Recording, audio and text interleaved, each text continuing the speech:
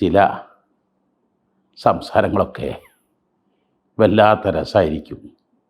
ഊറി ഊറി ചിരിച്ച് മടുത്തു പോകും. ഇപ്പം അടുത്ത് ഒരു സുഹൃത്ത് പറഞ്ഞതാണ്, എൻ്റെ ഉമ്മയും ഉപ്പയൊക്കെ നല്ലൊരു പെണ്ണിനെ കണ്ടു. അവർ കുറേ പ്രകീർത്തനങ്ങളും പ്രശംസകളൊക്കെ പറഞ്ഞു. ഞാൻ കല്യാണം കഴിച്ചു. പക്ഷേ എൻ്റെ സ്വപ്നത്തിലൊരു ഭാര്യ ഉണ്ടായിരുന്നു. ആ ഇണയല്ല പുതിയ ഇണ എന്നെനിക്കൊരു തോന്നൽ.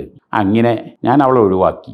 ഇപ്പോൾ എൻ്റെ എല്ലാ നിബന്ധനകളും എല്ലാ ഡിമാൻഡുകളും വെച്ച് ഞാൻ ഒരു ഇണയെ തിരഞ്ഞെടുത്തു.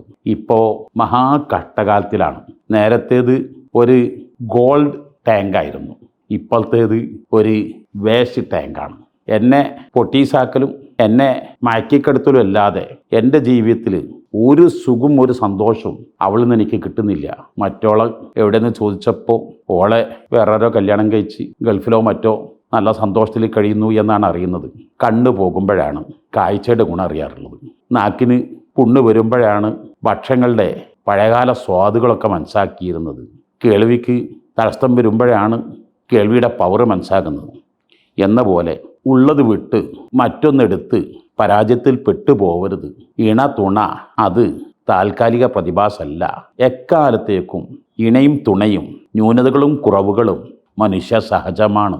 പക്ഷേ നെഗറ്റീവ് എണ്ണിപ്പറഞ്ഞ് പെരുപ്പിക്കാതെ പോസിറ്റീവുകൾ പറഞ്ഞ് പ്രശംസിച്ച് പ്രകീർത്തിച്ച് നെഗറ്റീവുകൾ ഇല്ലാതിരിക്കാനാണ് എല്ലാവരും ശ്രമിക്കേണ്ടത്. അങ്ങനെയാകുമ്പോൾ നഷ്ടപ്പെട്ടതിൻ്റെ പേരിൽ ദുഃഖിക്കാനും കരയാനും ടെൻഷൻ അടിക്കാൻ നിൽക്കേണ്ടി വരില്ല.